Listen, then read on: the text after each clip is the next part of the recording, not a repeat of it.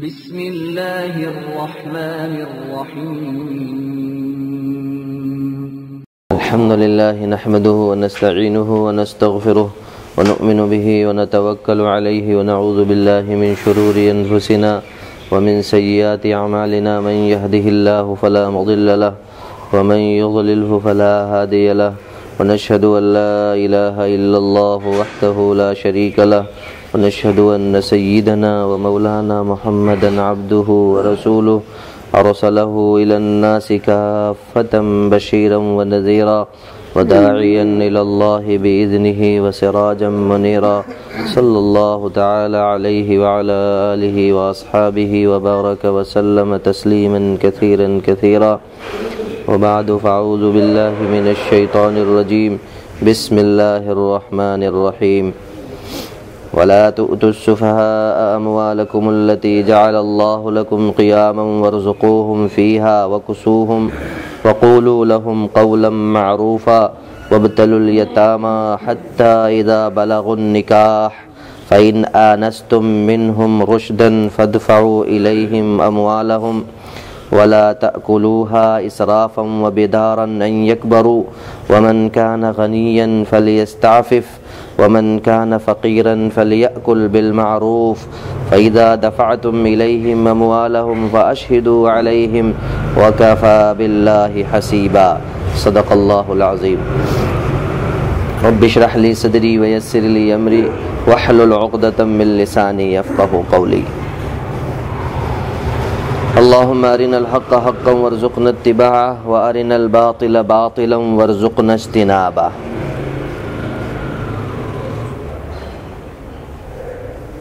اور تم کم عقلوں کو اپنے مال مت دو جن کو اللہ نے تمہارے لیے سرمایہ زندگی بنایا ہے، اسی میں سے ان کو کھلاتے پہناتے رہو اور ان سے ایک معقول بات کہتے رہو، اور یتیموں کو آزما لیا کرو یہاں تک کہ جب وہ نکاح کو پہنچ جائیں، پھر اگر تم ان میں کچھ تمیز اور سلیقہ دیکھو فادفعوا الیہم اموالہم تو ان کے مال ان کے حوالے کر دو۔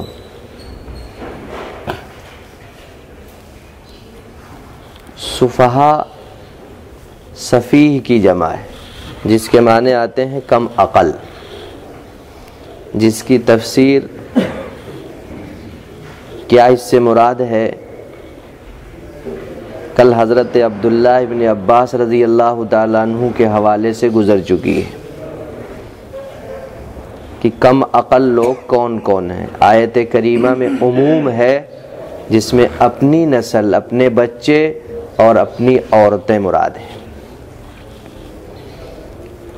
یہ قول بھی گزر چکا کہ یہاں یتیم مراد ہیں، چونکہ پیچھے کا سیاق بھی آنے والا بھی اور اوپر کا سباق و سیاق یہ بتا رہا ہے کہ یتیم کا تذکرہ چل رہا ہے، تو یہاں یہ مراد یتیم ہے کہ جب تک وہ یتیم اپنے سن بلوغ کو بشرط رشد پہنچ جائیں تو مال ان کے حوالے کر دیا جائے، اور اگر یہ صورت نہ ہو تو جب ان کے اندر صلاحیت اور امتیاز اور سلیقہ پیدا ہو جائے تب ان کے مال ان کے حوالے کیے جائیں۔ اس آیت کریمہ کے تحت دو اہم باتیں سامنے رکھی گئی تھی۔ پہلی بات تو اہم یہ تھی کہ مال کے سلسلے میں اللہ تبارک و تعالیٰ نے یہ حکم دیا ہے کہ یہ مال رائیگاں کرنے والی چیز نہیں ہے، بلکہ مال پر انسان کی معاش کا مدار رکھا گیا ہے، اور سب سے بڑا دخل ہے معاش میں، اس لیے فطری طور پر اللہ تعالیٰ نے اس کی حفاظت کا داعیہ دلوں میں پیدا فرمایا ہے، تو اس کی حفاظت کرنا ایک لازمی جز ہے۔ پھر شریعت مطہرہ نے اس کی حفاظت کے بندوبست کے لیے جو چیزیں ضروری تھی اس کو لازم ہی قرار نہیں دیا، پھر اس کی حفاظت کا بندوبست فرمایا، اور اسی سلسلے میں ایک اہم ترین حکم اللہ نے یہ دیا کہ اپنے اہل و عیال میں یا اسی طریقے سے کوئی یتیم تمہاری سرپرستی میں ہے تو جب تک اس کو اس کا شعور نہ ہو جائے، جب تک اس کو تمیز اور سلیقہ نہ آ جائے، تجارت کا، انتظام کا اور اپنے مال کے خرچ کر کے سمجھ بوجھ کے ذریعے سے اس تو اپنے حقوق تک پہنچانے کا، اس وقت تک تم ان کے مال ان کے حوالے مت کرو۔ بعض لوگ اپنی اولاد کی محبت میں جو ان سے ہے، ان کو اپنی اولاد کی محبت میں وہ بچپن کی حالت ہی میں ان کے مال ان کے حوالے کر دیتے ہیں، جس سے آگے چل کر کے تنگ دستی اور افلاس کی شکل پیدا ہو جاتی، یا وہ ایسے لوگوں کے حوالے کر دیتے ہیں،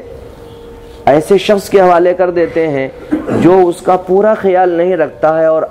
اڑاتا ہے، فضولیات میں خرچ کرتا ہے، یہاں تک کہ کچھ دن کے بعد تنگ دست ہو جاتا ہے، خالی ہاتھ ہو جاتا ہے۔ یا اسی طریقے سے ایک ایسا مقروض ہے، ایک شخص کے اوپر ایسا قرضہ ہے، اور اس قرضہ اگر اس کی پوری مالیت کو بھی فروخت کر دیا جائے، اس کا پوری جائیداد بھی بیچ دی جائے، تب بھی اس کا قرضہ ادا نہیں ہو سکتا ہے۔ ایسے شخص کے اوپر بھی اس کا مال اس کے سے ضبط کر لیا جائے گا، اور اس کو ضبط کر کے یہ حکومت کی ذمہ داری ہوگی اس کا مال ضبط کر لے، اور ضبط کر کے اپنے پاس روکے رکھے، پھر اس میں سے اس کو اس کے قرضے کا بھی بندوبست کرتا رہے، اور اس کے مال کو تجارت کے ذریعے سے آگے بڑھائے، اور اس کے ذریعے سے اس کو صرف ضرورت کے مطابق دے۔ یہ حکومتی سطح کی ذمہ داری ہے، یہ اس شخص کے لیے ہے جبکہ وہ مقروض ہو، اور وہ مقروض چھوٹا یتیم ہے، یا سن شعور کو نہیں پہنچا ہے، سن رشد کو نہیں پہنچا ہے، اس وقت تک اولیاء اور وارثین اور وصیوں کی ذمہ داری ہوتی ہے کہ وہ اس کا خیال رکھیں۔ چنانچہ آیت کریمہ کا یہ حکم تھا جو پچھلی آیت کریمہ کا خلاصہ تھا، کہ جب تک ان کے اندر کم عقلی ہے، چنانچہ نابالغ اولاد ساری کم عقل ہوتی ہے، اسی طریقے سے بعضی عورتوں کے اندر سلیقہ اور تمیز نہیں ہوتا ہے کہ کیسے خرچ کیا جائے، کیسے انتظام کیا جائے، کیسے نہ کیا جائے بعضے، تو ایسی صورت میں اسی طریقے سے یتیمیت چونکہ رہتی ہی کب تک ہے، جب تک کہ وہ بالغ نہ ہو جائے۔ چنانچہ حضرت علی رضی اللہ تعالیٰ عنہ کے ارشاد گرامی سے یہ بات سمجھی جا سکتی ہے۔ حضرت علی رضی اللہ تعالیٰ عنہ نے اس کی علامتیں ذکر فرمائی کہ سن بلوغ کی عمر یہ ہے، نبی کریم صلی اللہ علیہ وسلم کے ارشاد کے مطابق، کہ جب انسان بالغ ہو جائے اور اس کی علامت بلوغ ظاہر ہو جائے، اور جوانی والی وہ بات ظاہر ہو جائے جو عام طور پر خوابوں کے سلسلے میں آتی ہے، عام طور پر خواب آنے لگتے ہیں، تو اگر یہ صورتحال پیدا ہو جائے تو نبی کریم صلی اللہ علیہ وسلم کا ارشاد ہے پھر یتیمیت ختم ہو جاتی، یتیمیت باقی نہیں رہتی۔ اسی طریقے سے حضرت عبداللہ ابن عمر رضی اللہ تعالیٰ عنہ کی ایک روایت ہے، اس میں حضرت عبداللہ ابن عمر خود ارشاد فرماتے ہیں، جب غزوہ احد پیش آیا تو نبی کریم صلی اللہ علیہ وسلم نے مجھے اس غزوے میں شرکت کی اجازت نہیں دی، اس وقت میری عمر 14 سال تھی۔ پھر غزوہ خندق میں میں نبی کریم صلی اللہ علیہ وسلم کے ساتھ شریک ہوا، یہاں تک کہ اس وقت میری عمر 15 سال تھی۔ حضرت عمر ابن عبدالعزیز رحمۃ اللہ علیہ ارشاد فرماتے ہیں، یہی عمر سمجھ لیجئے، یہ بالاغت کی عمر ہے، یہ جوانی کی عمر ہے، یعنی 15 سال۔ حضرت عبداللہ ابن عمر رضی اللہ تعالیٰ عنہ کی اسی بات سے اور اسی حدیث سے حضرت عمر ابن عبدالعزیز رحمۃ اللہ علیہ نے مسئلہ نکالا ہے۔ اسی طریقے سے بعض روایات میں چنانچہ بنو قریظہ سے جب جنگ پیش آئی تو اس میں ایک عطیہ ابن قرظی رضی اللہ تعالیٰ عنہ، یہ بنو قریظہ ہی میں سے ہے، یہ کہتے ہیں کہ جب نبی کریم صلی اللہ علیہ وسلم کا غزوہ قریظہ کے ساتھ پیش آیا تو بنو قریظہ کے سلسلے میں سعد ابن معاذ نے فیصلہ فرمایا کہ جتنے نوجوان اور جنگ کے قابل لوگ ہیں ان کو قتل کر دیا جائے، اور باقی جو بچے ہیں ان کو قید کر لیا جائے۔ چنانچہ نبی کریم صلی اللہ علیہ وسلم نے یہ حکم دیا کہ اس میں سے دیکھو جس کے زیر ناف بال آ گئے ہیں اس کو قتل کر دو، جس کے زیر ناف بال نہیں ہے اس کو چھوڑ دو۔ چنانچہ یہ عطیہ ابن قرظی کہتے ہیں کہ میرے بھی دیکھا گیا تو میرے بال نہیں آئے تھے تو مجھے چھوڑ دیا گیا، میں ان چھوڑنے والے لوگوں میں شامل ہوں۔ یہ تیسری علامت جو حدیث سے ثابت ہے سن بلوغ کی یہ ہے۔ اگر سن بلوغ کی یہ علامات ظاہر نہ ہوں، آثار ظاہر نہ ہوں، تو پھر اس کی عمر کتنی ہونی چاہیے؟ تو یہاں سن بلوغ کی 3 علامتیں احادیث کے حوالے سے حافظ ابن کثیر رحمۃ اللہ علیہ نے نقل فرمائی۔ ان میں سے پہلی وہ ہے اور دوسری وہ عمر سے متعلق ہے اور تیسری یہ علامت. اگر یہ علامات ظاہر ہو جائیں تو اس کو بالغ قرار دیا جائے گا اور اس کے اوپر بلوغیت کے احکام نافذ ہو جائیں گے. اسی طریقے سے اگر یہ علامات نہ ظاہر ہوں، کسی مرد و عورت کے اندر، کسی لڑکے اور لڑکی کے اندر کوئی علامت ظاہر ہی نہ ہو، تو پھر اس کی بلاغت کی عمر کیا مقرر کی جائے؟ تو اس کے لیے بعض حضرات کے یہاں عمر ہے 18 سال، جیسے کل تذکرہ آیا تھا لڑکے کے لیے، اور لڑکی کے لیے بلاغت کی عمر 17 سال ہے، جب کوئی علامت ظاہر نہ ہو. جب علامت ظاہر ہو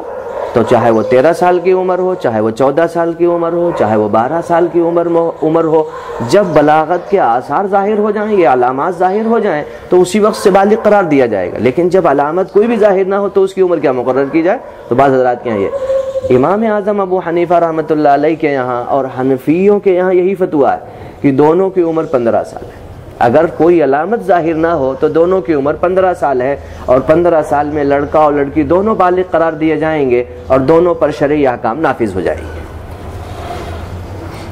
چنانچہ یہاں اب 3 قاعدے سمجھ میں آئے. قرآن کریم کی اس آیت کریمہ میں اللہ تبارک و تعالی نے 3 اہم ضابطے ارشاد فرمائے. ایک قبل البلاغہ، بالغ ہونے سے پہلے کا زمانہ ہے، ایک بلوغیت کے بعد کا ہے، اور ایک رشد کے بعد کا ہے. یہ 3 زمانے ہیں. پہلا جملہ وَابْتَلُوا الْيَتَامَى، اس سے پہلا جملہ کہ یتیموں کو آزما لیا کرو، ان کی جانچ پرکھ کیا کرو کہ ان کے اندر شعور کیسے پیدا ہوا، ان کے اندر کچھ سلیقہ آیا نہیں آیا، کوئی تمیز آئی نہیں آئی. ایسے ہی اپنے بچوں کو اگر تمہیں تمیز اور تربیتی اعتبار سے ان کا امتحان لینا ہے، ان کے سلیقے کو دیکھنا ہے کہ کیسا ان کے اندر کوئی کچھ ان کے اندر انتظامی صلاحیت، کچھ سوجھ بوجھ، کچھ سمجھداری، کچھ ہوشیاری آئی کہ نہیں آئی، ان کی ہوشیاری کو جانچنے کے لیے ان کو آزمایا کرو. یہ آزمانے کا کیا طریقہ ہوگا؟ وَابْتَلُوا الْيَتَامَى، یعنی اس سے پہلے کا جو زمانہ ہے اس میں تم ان کی تعلیم و تربیت کا نظم کرو. ان کی تعلیم و تربیت کا جب نظم کرتے رہو گے تو اب تم ان سے جب کچھ کام کرواؤ گے تو اس سے تمہیں ہوشیاری کا پتہ چلے گا. جب ان کی تعلیم و تربیت تمہاری ذمہ داری ہے کہ ان کی تعلیم و تربیت کرو اس عمر سے، یعنی وَابْتَلُوا الْيَتَامَى، جب تک وہ یتیم ہیں، جب تک وہ اپنے سن بلوغ کو نہیں پہنچے اس وقت تک ان کی تعلیم و تربیت کا نظم کرو، اور اسی تعلیم و تربیت کے زمانے میں ان کی ہوشیاری کو سمجھنے کے لیے ان سے چھوٹے موٹے کاروبار کرایا کرو، خرید و فروخت کے معاملات کرایا کرو، پھر اس سے سمجھ بوجھ کا امتحان لو. یہ ہے وَابْتَلُوا الْيَتَامَى کا مطلب. اور تم یتیموں کو آزما لیا کرو. تو ایک تو تعلیم و تربیت، اور تعلیم و تربیت کے ساتھ ساتھ میں ان کا امتحان. کب تک یہ سلسلہ چلے گا؟ حتی اذا بلغوا النکاح، یہاں تک کہ وہ نکاح کو پہنچ جائیں. نکاح کو پہنچ جائیں یعنی اس قابل ہو جائیں کہ ان کی عمر نکاح کے لیے ہو جائے. جب وہ بالغ ہو جائے، یہاں مراد نکاح سے بالغ ہو جانا ہے، جب وہ بالغ ہو جائیں یعنی نکاح کی عمر کو پہنچ جائیں، یہی عمر نکاح کی بھی ہے، یہی عمر بلاغت کی ہے. جب وہ بالغ ہو جائیں یعنی نکاح کی عمر کو پہنچ جائیں، چنانچہ حضرت حافظ ابن کثیر نے لکھا ہے کہ یہ عمر ایسی ہوتی ہے کہ اس عمر میں، یا جب وہ بلاغت کی علامت ظاہر ہو جائے، شادی ہو جائے، تو وہ اس عمر تک پہنچتے پہنچتے وہ انسان باپ بن سکتا ہے اور باپ بن جاتا ہے. ایسی عمر رشد تک پہنچتی ہے. تو یہ جو عمر ہے جب وہ نکاح کو پہنچ جائے یعنی نکاح کی عمر کو پہنچ جائے یعنی بالغ ہو جائے، اس وقت تک آزمائش کرو. پھر دیکھو کہ اب اس بلاغت کے وقت میں اور اس بالغ ہونے کے بعد اب اس کے اندر شعور پیدا ہو گیا اور ہوشیاری آ گئی، سمجھداری آ گئی، تو مال اس کے حوالے کر دو. اور اگر اب بھی سمجھداری نہیں آئی ہے تو اب تیسرا مرحلہ ہے، ابھی مال حوالے نہیں کرنا ہے، اب بھی آزمائش ہی کرنی ہے کہ اگر اب شعور پیدا ہو گیا ہے یہاں تک کہ نکاح کی عمر کو پہنچ جائیں. جب نکاح کی عمر کو پہنچ گئے، اب ہم نے جانچا پرکھا، اگر ان کے اندر شعور پیدا ہو گیا تو مال ان کو دے دو، ان کے حوالے کر دو. ہمیں کیا ضرورت پڑی ان کا مال رکھنے کی؟ ہم قبضہ نہیں کریں گے. شریعت نے یہ منع کر دیا تو پہلے ہی منع کر دیا کہ قبضہ نہیں کرنا. مال تو ان کا ہے ہی ہے، اس کو حوالے کب کرنا ہے، اس کو حوالے کرنے کے یہ ضابطے ہیں. چنانچہ اب دیکھا اب بھی کوئی سلیقہ نہیں آیا ہے تو ابھی رکے رہو، ابھی مال حوالے نہ کرو. فَإِنْ آنَسْتُم مِّنْهُمْ رُشْدًا، پھر اگر ان میں تم کو کچھ رشد نظر آئے تو ان کے مال ان کے حوالے کرو. ابھی مال حوالے مت کرو، اب سمجھ بوجھ دیکھ لو، اگر ہوشیاری آ گئی ہے اور انتظام و سلیقہ آ گیا ہے تو دے دو، اور نہیں آیا تو بھی رکے رہو، یہاں تک کہ ان کے اندر ایک گونا شعور پیدا ہو جائے۔ رشدن یہاں نکرہ ہے، معرفہ نہیں ہے، مکمل ہوشیاری نہیں، ایک گونا تمیز کا پیدا ہو جائے، بس کسی نہ کسی درجے میں ہوشیاری آ جائے۔ مکمل ہوشیاری تو بعض انسان میں آتی ہی نہیں، پوری زندگی گزر جاتی ہے۔ بعض انسان تو اتنا بھولا اور سیدھا رہتا ہے کہ وہ ساری عمر ایسے ہی رہتا ہے، اسے کوئی تمیز سلیقہ زیادہ نہیں ہوتا، مکمل ہوشیاری نہیں ہوتی، بس چھوٹا موٹا کام چلا لیتا ہے۔ تو اگر اس کے اندر تمہیں ہوشیاری ایک گونا بھی نظر آئے تو مال اس کے حوالے کر دو۔ اس کی عمر کی کوئی حد مقرر نہیں فرمائی قرآن نے، پہلے والی کی تو حد مقرر فرما دی، لیکن آنستم منہم رشدا، اس کی عمر کیا ہوگی؟ اس لیے اس کی کوئی عمر متعین نہیں فرمائی۔ اس لیے بعض مفسرین فرماتے ہیں کہ جب تک اس کے اندر رشد سلیقہ نہ آ جائے اس وقت تک مال ان کے حوالے نہیں کیا جائے گا، چاہے ساری عمر گزر جائے، چاہے ساری عمر گزر جائے، ان کا مال ان کے حوالے نہیں کیا جائے جب تک ان کے اندر شعور سلیقہ نہ آ جائے، چاہے اس میں پوری عمر لگ جائے، چاہے وہ 50 سال کا ہو جائے، اس کی کوئی حد نہیں ہے۔ لیکن حضرت امام ابو حنیفہ رحمۃ اللہ علیہ نے فرمایا ہے یہاں رشد سفہا کے مقابلے میں آیا ہے، اور سفہا کہتے ہیں جو بچپن اور طفولیت کی وجہ سے جو اس کے اندر کمعقلی ہوتی ہے وہ ختم ہو جائے،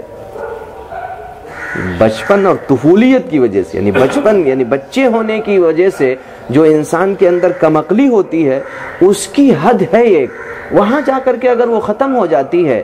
وہاں تک کہ ختم ہو جائے، جب وہ بچپن والے حالات ختم ہو جائیں تو اس کو رشد مانا جائے گا، اس کو ایک گونا بھی تمیز ہو گئی، مکمل ہوشیاری کی ضرورت نہیں ہے، تھوڑی سی بھی اگر اس کے اندر ہوشیاری آ گئی تو اس کو مال اس کے حوالے کر دیے جائیں گے، اور اس کی عمر 25 سال ہے، یعنی بچپن کے تمام طفولیت کے تمام کمعقلیاں ختم ہو جاتی ہیں عمر جب 25 کی پہنچتی، 25 کی عمر میں مفسرین نے لکھا ہے وہ دادا اور باپ بننے کے قابل ہو جاتا ہے، تو اس لیے اس عمر میں اس کو ایک گونا تمیز ہو ہی جاتی ہے، تو اگر ایک گونا بھی تمیز اس کے اندر پیدا ہو گئی ہے جس کے لیے عمر 25 سال ہے، اگر 25 سال کا ہو گیا ہے تو تمیز اس کے اندر آ گئی ہے یا نہیں آئی ہے؟ امام ابو حنیفہ رحمۃ اللہ علیہ کا مذہب یہ ہے کہ وہ اس کا مال اس کے حوالے کر دو، اب اس پر قبضہ مت کرو، اس کا مال اس کے حوالے کر دو، وہ اپنا جانچے گا پرکھے گا، اب اس کو اس کے مال سے محروم مت کرو۔ تو یہ 25 سال کی عمر حضرت امام ابو حنیفہ رحمۃ اللہ علیہ نے مقرر فرمائی، یہ ایسی عمر ہے جس میں انسان اس درجے کو پہنچ جاتا ہے کہ اس میں کہیں نہ کہیں شعور بیدار ہو جاتا ہے، اگر بچپن کا جو طفولیت کا زمانہ تھا وہ ختم ہو جاتا ہے، اور بچپن کی وجہ سے جو اس کے اندر کمعقلیاں تھیں وہ وہاں مکمل ہو جاتی، مکمل ہوشیاری انسان کے اندر کبھی بعد میں آتی ہے، یہاں اسی لیے رشدن نکرہ ہے، اگر تھوڑی بھی تمیز ہو جائے تو ان کے مال ان کے حوالے کر دیے جائیں۔ فَادْفَعُوا إِلَيْهِمْ أَمْوَالَهُمْ وَلَا تَأْكُلُوهَا إِسْرَافًا وَبِدَارًا، تو یہ اللہ تبارک و تعالیٰ کی طرف سے یہ حدیں مقرر فرما دی گئی کہ یہ مال ان کے حوالے کرنے ہیں، مال کو ضائع نہیں کرنا ہے۔ یہ اتنے سارے احکام مال کے سلسلے میں اللہ تعالیٰ نے اس لیے دیے ہیں، اس کی بھی اپنی ایک حیثیت اور ایک وقت ہے، جیسا کہ کل ایک حدیث آئی تھی، لا باسا بالغنا لمن اتقى اللہ عز وجل، اس شخص کے لیے مالداری بیکار اور بیکار نہیں ہے، اس کے مالدار رہنے میں کوئی حرج نہیں ہے جس کے اندر تقویٰ ہے، جس کے اندر تقویٰ ہے، اللہ جل شانہ کی خشیت بھری ہوئی ہے، اللہ سے ڈر کر کے وہ اپنے مال کو استعمال کرتا ہے تو اس کا مالدار رہنا بہتر ہے۔ بسا اوقات جیسے کل بھی یہ بات آئی تھی کہ اگر صورتحال اس کے برخلاف ہو، من کان بیدہ من ھذہ شیئا، اسی چیز میں سے جو چیز تمہارے پاس ہوتی ہے، اگر اس میں سے جو چیز تمہارے ہاتھ میں ہے، اگر ان چیزوں میں سے کوئی چیز تمہارے ہاتھ میں نہ ہو تو انسان سب سے پہلے اپنے دین کو بیچ دیتا ہے، اور چونکہ آج کے زمانے میں اس بیچ دینے کا مطلب کیا ہوا تھا؟ اس بیچ دینے کا مطلب یہ ہے کہ آج کے دور میں، آج کے زمانے میں اپنی حاجت کو پورا کرنا، اپنی ضرورت کو پورا کرنا دین کی ضرورت کے زیادہ بڑھ گیا ہے، دینی ضرورت سے زیادہ عام ہو گیا ہے اپنی حاجت روائی۔ اگر اپنی حاجت پوری نہیں ہوتی ہے تو دینی ضروریات تو بعد کی چیزیں ہیں، چونکہ اہمیت دین کم ہو گیا ہے اور اہمیت دنیا زیادہ ہے، اس لیے اگر تم اس کو بالکلیہ طور پر روک دے گے تو کاد الفقر ان یکون کفرا، قریب ہے کہ وہ کفر تک پہنچ جائے۔ اس لیے اب اس کے احتیاج کے سلسلے میں یہ بات مد نظر رہے اور خیال رہے کہ آج کے زمانے میں اہمیت دین سے زیادہ اہمیت حاجت ہے، حاجت کی اہمیت بڑھ گئی ہے، اس لیے اس کو اس کے مال کے حلال کمانے سے اور اس کو جمع کرنے سے مت روکو، بلکہ اس کے حقوق جو اللہ نے مقرر فرمائے ہیں ان کو سامنے رکھو ضرورت کے اعتبار سے۔ یہ ان دونوں آیتوں آیت کا خلاصہ ہے، اور ان دونوں آیتوں میں سے جو دوسری آیت ہے اس میں ایک 5واں حکم ہے، وہ 5واں حکم کل شروع کریں گے، وَلَا تَأْكُلُوهَا إِسْرَافًا وَبِدَارًا أَن يَكْبَرُوا سے۔ یہ 4 حکم اب تک پورے ہوئے ہیں۔